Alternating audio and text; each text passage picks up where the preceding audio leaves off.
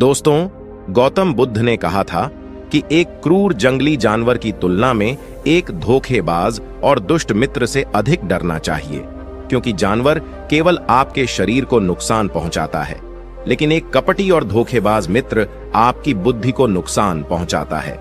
केवल एक बुरा मित्र ही आपको ऐसी स्थिति में पहुंचा सकता है जहां आप महसूस करें कि यह दुनिया बहुत बुरी है, अब यहां रहने से क्या फायदा। और ऐसा ही होता है जब आपको धोखा दिया जाता है। आपको धोखा दिया जाता है और केवल वही व्यक्ति धोखा खाता है जो दूसरे पर आंख मूंद कर भरोसा करता है। जितना सीधा बनोगे उतना धोखा खाओगे। हम तुरंत किसी पर भरोसा नहीं करते, भरोसा धीरे धीरे बढ़ता है, लेकिन एक समय के बाद यह भरोसा इतना मजबूत हो जाता है कि हम उस व्यक्ति के प्रति अपनी आंखें, कान और दिमाग बंद कर लेते हैं। और तब ऐसी स्थिति होती है कि हमारा सबसे भरोसेमंद व्यक्ति ही हमें सबसे बड़ा धोखा दे देता है कि हमारा संसार से विश्वास उठ जाता है और हम हर किसी को संदेह की दृष्टि से देखने लगते हैं। वास्तव में यह संसार धोखे पर चल रहा है। हम किसी न किसी को धोखा देते रहते हैं।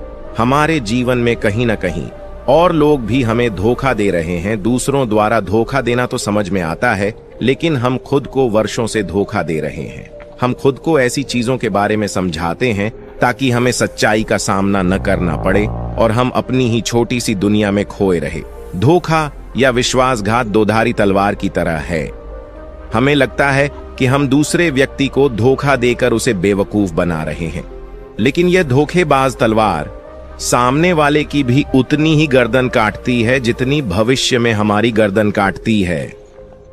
दोस्तों, आज की इस बौद्ध कहानी के माध्यम से जानेंगे कि हम धोखे और विश्वासघात से खुद को कैसे बचाएं, और वीडियो के अंत में हम 10 ऐसे संकेतों के बारे में जानेंगे जो एक धोखेबाज और झूठे व्यक्ति में पाए जाते हैं। एक युवक बहुत गुस्से में है। पहाड़ी से कूदकर आत्महत्या करने जा रहा था। जैसे ही वह पहाड़ी की चोटी पर पहुंचा तो चिल्लाया कि यह दुनिया इतनी बुरी क्यों है, यहाँ हर कोई इतना स्वार्थी क्यों है, अब मेरे जीने का कोई मतलब नहीं है। उसी पहाड़ी की चोटी पर एक बौद्ध भिक्षु अपने ध्यान में लीन था। उस युवक की तीव्र क्रोध भरी आवाज सुनकर वह व्यायाम से उठा। वह तुरंत समझ गया कि यह युवक यहाँ आत्महत्या करने आया है। वह आदमी पहाड़ी से कूदने ही वाला था कि बौद्ध भिक्षु ने उसका हाथ पकड़ लिया और उसे पीछे खींचते हुए कहा, क्या हुआ? क्या आगे का रास्ता खत्म हो गया? युवक ने कहा कि कौन सा रास्ता? यहाँ कोई रास्ता नहीं है। मैं यहाँ से कूदकर आत्महत्या करने जा रहा हूँ। बौद्ध भिक्षु ने कहा कि एक दिन सभी को मरना है, लेकिन तुम इतनी जल्दी में क्यों हो? युवक ने कहा, क्योंकि यह दुनिया रहने लायक नहीं है। यहाँ हर कोई स्वार्थी और धोखेबाज है। जिस पर मैंने भरोसा किया उसने मुझे धोखा दिया। मेरे अपने भाई ने मुझे धोखा दिया, मेरे दोस्तों ने मुझे धोखा दिया, लेकिन आज तो हद हो गई। मेरी पत्नी ने भी मुझे धोखा दिया। वह एक अमीर बिजनेसमैन के साथ भाग गई। इतना धोखा खाने के बाद अब मेरा इस दुनिया में रहने का कोई मतलब नहीं है।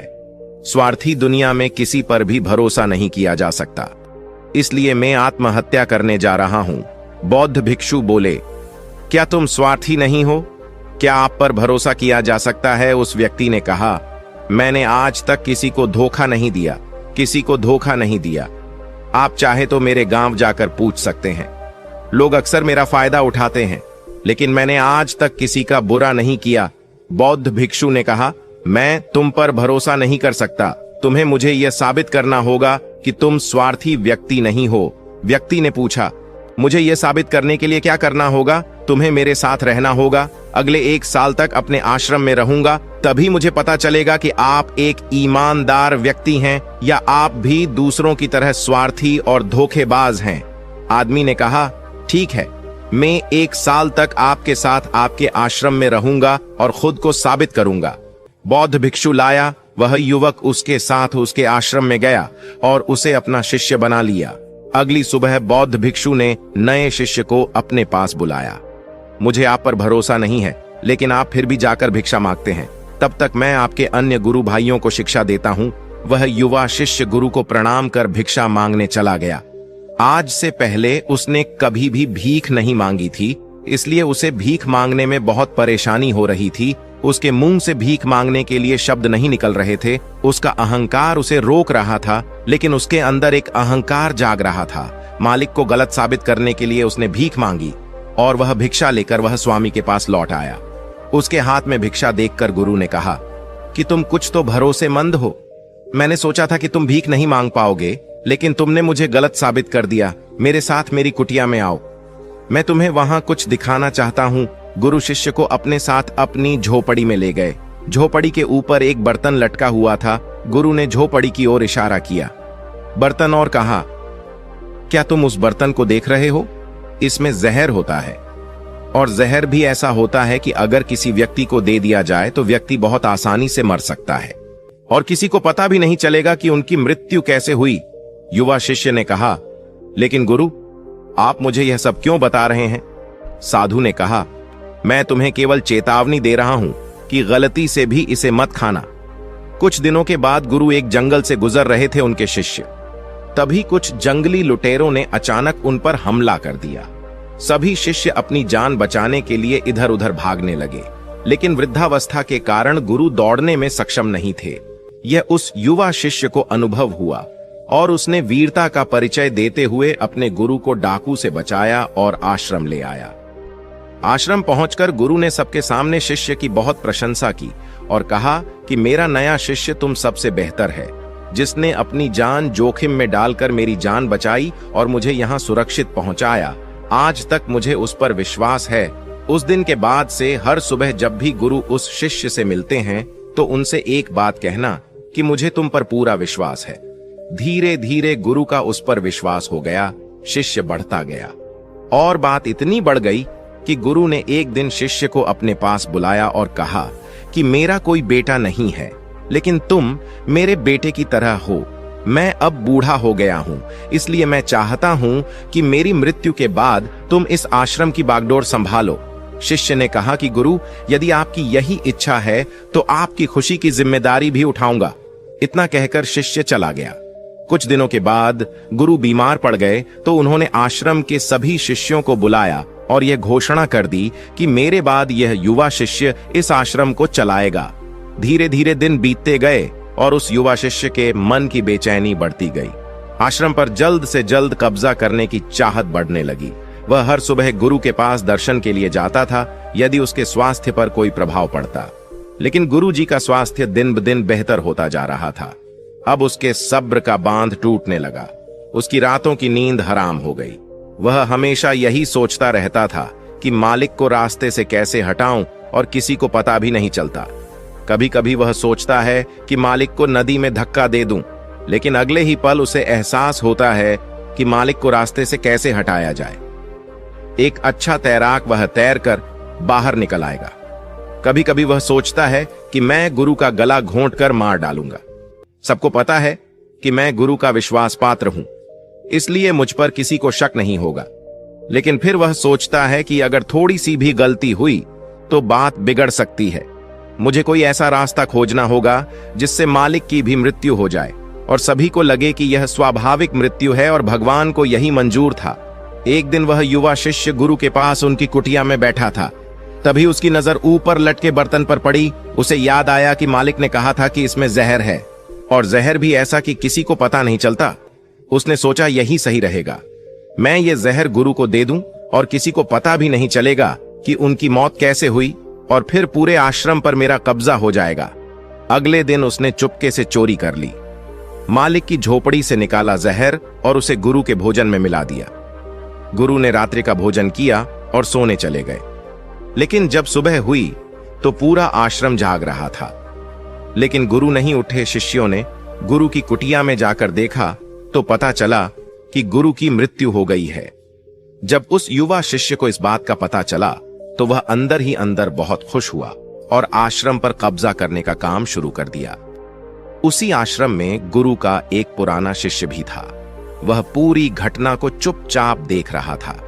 वह अपनी कुटिया में गया। वह वहां से एक दवा लाया और उस दवा को गुरु को दिया। थोड़ी ही देर में मास्टर की चेतना लौट आई और वह बिल्कुल ठीक होकर बैठ गया। यह सब देखकर उस युवा शिष्य के पैरों तले जमीन खिसक गई। वह बहुत घबरा गया। गुरु ने बाकी शिष्यों को अपने अपने काम पर भेज दिया और युवा शिष्य को अपने पास बुलाकर कहा कि क्या तुम अब भी विश्वास करने के योग्य हो? क्या तुम मुझे धोखा नहीं देते? क्या आप स्वार्थी नहीं हैं? शिष्य गुरु के चरणों में गिर पड़ा और बोला, मुझे नहीं पता कि मुझसे यह अपराध कैसे हो गया। मैंने आज से पहले किसी को धोखा नहीं दिया। लोग मुझे धोखा दे रहे हैं, लेकिन पता नहीं क्यों और कैसे मैंने आज तुम्हें धोखा दिया। मालिक ने कहा कि तुम मुझे धोखा नहीं दे सकते, क्योंकि मैंने कभी तुम पर भरोसा नहीं किया। मैंने कभी किसी पर भरोसा नहीं किया। मैं केवल अपनी आंखों से जो देखता हूँ उस पर भरोसा करता हूँ, और मैं तुम्हारे अंदर लालच देख सकता हूँ, और मैंने जानबूझकर तुम्हें यह लालच दिया था, क्योंकि इंसान किसी को धोखा देने के सिर्फ 3 ही कारण होते हैं। पहला स्वार्थ, दूसरा लालच और तीसरा ईर्ष्या। युवा भिक्षुओं ने गुरु से पूछा, लेकिन गुरु, मैं अपने आप को स्वार्थ, लालच और ईर्ष्या से कैसे मुक्त रख सकता हूं? गुरु ने कहा, खुद को पढ़ो, खुद को जानो, अपने अंदर उतरने की कोशिश करो। इंसान में बहुत संभावनाएं हैं। वह कर सकता है अपने लिए कुछ भी बनाओ। वह कुछ भी हो सकता है, और जब आप में बदलाव आए तो अपने अंदर झांकें और जानने की कोशिश करें कि आप क्यों बदल रहे हैं। तुम्हें कौन बदल रहा है? क्या यह बदलाव अच्छा है या बुरा? आत्मनिरीक्षण का प्रयास करें। गुरु की ये बात सुनकर शिष्य ने फिर से उनके पैर पकड़ ली और बोला, गुरु जी, मैं आपका शिष्य बनना चाहता हूं और जानना चाहता हूं कि मैं कौन हूं और मैं क्यों बदलूं। गुरु ने कहा कि हमारे आसपास ऐसे बहुत से लोग हैं और ऐसे बहुत से लोग हुए हैं जो इस बात का उदाहरण हैं कि उन्होंने कभी किसी को धोखा नहीं दिया। उनका स्वार्थ, लालच और ईर्ष्या कभी किसी को धोखा नहीं दिया। व्यक्ति तभी धोखा देता है जब उसे लगता है कि वह जो कर रहा है उसे कोई नहीं देख रहा है, और भविष्य में यह बात किसी को पता नहीं चलेगी और वह जो कर रहा है वह सही है। पकड़े जाने के बाद वह अपने बचाव के लिए और भी तर्क देता है कि मैं कुछ नहीं कर सका, यही आखिरी रास्ता था, मेरे पास मजबूरी थी। लेकिन हर धोखे के पीछे का सच यही है, जो इंसान जानबूझकर अपने फायदे के लिए करता है। गुरु ने शिष्य की आंखों में देखते हुए कहा, याद रखना, जब हम किसी को धोखा देते हैं, हमने उसकी आंतरिक चेतना को चोट पहुंचाई और वह इतनी बुरी तरह आहत हो जाता है कि वह किसी पर भी भरोसा नहीं कर पाता। वह अंदर ही अंदर बहुत उदास और अकेला महसूस करने लगता है। इसीलिए अगर आप चाहते हैं कि कोई आपको धोखा न दे, इसलिए अपनी आंखें, कान और दिमाग खुले रखें। लोगों पर भरोसा करें, लेकिन बहुत ज्यादा भरोसा न करें कि वे आपका फायदा उठाना शुरू कर दें। हमेशा अपने सबसे महत्वपूर्ण कार्यों पर नियंत्रण रखें और अपने जीवन की बागडोर कभी भी दूसरों के हाथों में न सौंपें। और समय समय पर खुद को जांचते रहें। जिस धोखे से आप बचना चाहते हैं, क्या आप भी वैसा ही धोखा किसी और के साथ कर रहे हैं? और अगर फिर भी कोई आपको धोखा देता है तो निराश न हो, क्योंकि धोखा खाने के बाद हर धोखा इंसान को कुछ न कुछ सिखाता है। व्यक्ति पहले से अधिक सतर्क और सावधान हो जाता है। इसलिए केवल एक धोखे के कारण अपना जीवन बर्बाद न करें और इसे एक सबक के रूप में लें और आगे बढ़ें। गुरु ने कहा, ये एक धोखेबाज व्यक्ति के 10 लक्षण हैं, एक चालाक व्यक्ति के जो आपको धोखा दे सकते हैं और आपके मन की शांति छीन सकते हैं। निराशा के गहरे सागर में डूबकर वह आपकी जिंदगी खत्म कर सकता है। पहली निशानी, जो व्यक्ति झूठा होगा, धोखेबाज होगा, वह आपसे सब कुछ छिपाएगा। आप उसके बारे में दूसरे लोगों से जान लेंगे और जब आप पूछेंगे तो वह कहेगा, जिसे वह उनके साथ काफी समय बिताने के बाद भी बताना भूल गए। आप उसके बारे में ज्यादा नहीं जानते होंगे कि वह आपके बारे में क्या सोचता है, उसकी जिंदगी में क्या चल रहा है। आप इस बारे में हमेशा भ्रमित रहेंगे, क्योंकि वह आपसे सब कुछ छिपाएगा, क्योंकि वह एक सच्चा आदमी नहीं है। एक सच्चे आदमी को अपने बारे में बताने में कोई समस्या नहीं होती है।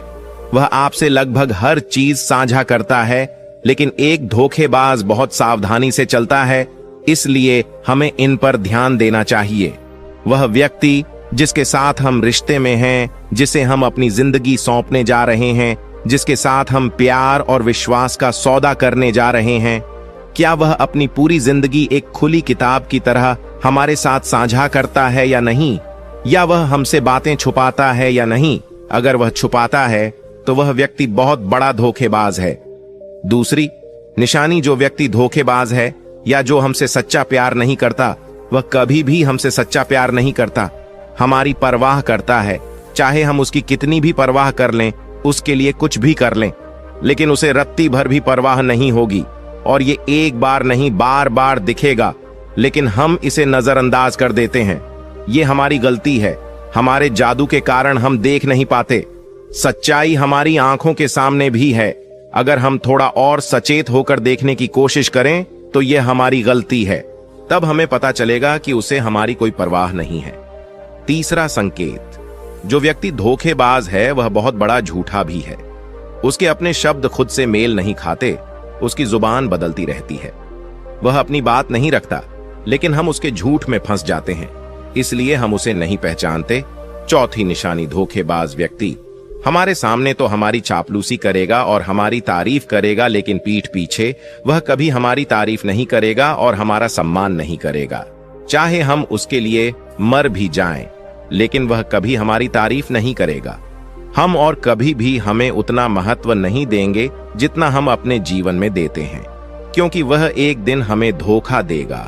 इसलिए बेहतर होगा कि हम बहुत अधिक धोखा खाने से पहले सावधान हो जाएं। पांचवा सकेत, वे जो कहते हैं उस पर ध्यान न दें, बल्कि इस पर ध्यान दें कि वे आपके साथ क्या करते हैं। बात करना बहुत आसान है, लेकिन करना बहुत मुश्किल है, और ज्यादातर लोग इन्हीं बातों पर अटक जाते हैं। इसलिए चाहे वह आपसे कितनी भी बात कर लें, उससे कई वादे किए जा सकते हैं, लेकिन जब तक वह पूरा करके न दिखा दे, छठे संकेत पर भरोसा न करें। प्रेम संबंधों में अक्सर यह देखने को मिलता है कि कैसे एक धोखेबाज व्यक्ति अपने प्यार करने वाले को इस तरह अपने जाल में फंसा लेता है कि सामने वाला उसके लिए हमेशा उपलब्ध रहता है। वह कहीं नहीं जा रहा है, यह उसके लिए यहीं रहेगा।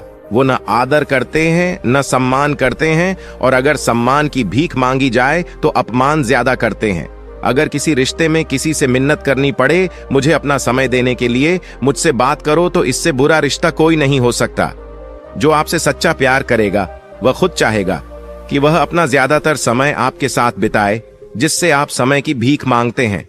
समझ लें कि उसमें आपके लिए कोई प्यार नहीं है। सातवीं निशानी, उसके पास हर चीज के लिए समय होगा, लेकिन आपके लिए उसके पास कभी समय नहीं होगा। वह अपने जीवन में आपके लिए कुछ भी नहीं छोड़ेगा, लेकिन आपको कभी भी छोड़ देगा। वह आपसे तभी बात करेगा जब वह चाहेगा, तब नहीं जब आपको उनकी जरूरत हो। वे आपकी जगह किसी और को ले सकते हैं, लेकिन आपके लिए कुछ भी नहीं बदलेगा, न उनकी आदतें, न उनका स्वभाव, और न ही उनका आराम। आठवां संकेत, वे कभी भी आपके प्रति समर्पित और प्रतिबद्ध नहीं होंगे कि हम आपके साथ हैं, चाहे कुछ भी हो जाए। हम आपका समर्थन करेंगे, चाहे समय कोई भी हो। वे केवल अपनी शर्तों पर आपके साथ रहेंगे। जब भी वे सहज होंगे और अच्छा महसूस करेंगे, वे आपके साथ रहेंगे, और अगर इससे उन्हें थोड़ा सा भी दुख होगा तो वे चले जाएंगे, क्योंकि वे कभी भी अपनी शर्तों से बाहर नहीं आएंगे। आपके लिए कुछ भी करने के लिए नौवां संकेत, वे आपको हमेशा चोट पहुंचाएंगे, कभी कभी जानबूझकर, और कभी कभी उन्हें यह भी पता नहीं होता है कि वह आपको कितना चोट पहुंचा रहे हैं, और आपका दिल दुखता रहेगा। आप उस व्यक्ति के साथ खुश महसूस करेंगे। जो आपसे सच्चा प्यार करता है, उसके साथ रहने से आपको यह महसूस होगा जैसे आप हवा में हल्के से उड़ रहे हैं। और अगर आप किसी धोखेबाज और गलत व्यक्ति के साथ रिश्ते में हैं तो सब कुछ भारी और बोझिल लगेगा। ऐसा लगेगा कि कुछ गड़बड़ है। अंदर से आवाज आएगी कि यह रिश्ता आपके लिए सही नहीं है। और अगर आप इसे सुनकर भी नजरअंदाज कर देते हैं तो यह आपकी गलती है। 10वां संकेत, आप उनकी जिंदगी में कहीं नहीं हैं। उनकी जिंदगी में आपकी कोई खास जगह नहीं है। वे जब चाहें आपको आसानी से अपनी जिंदगी से बाहर कर सकते हैं, और उन्हें इससे कोई फर्क नहीं पड़ेगा। अगर आप उनकी बात पर विश्वास नहीं करते हैं और उनकी सच्चाई जानना चाहते हैं तो कुछ दिनों के लिए उनकी जिंदगी से गायब हो जाएं, वे जीत जाएंगे। बुरा मत मानना, इससे अच्छा है कि हमारी जिंदगी से समस्या दूर हो गई है। अब हम आजाद हैं, जोर जो चाहें कर सकते हैं। दोस्तों, अगर आप भी रिलेशनशिप में हैं ऐसे इंसान के साथ, तो होश में आ जाओ और जितनी जल्दी हो सके इससे बाहर आ जाओ। यकीन मानिए, ऐसे रिश्ते से बाहर आने के बाद तुम्हें शांति, सुकून और प्यार मिलेगा। और क्या दुनिया में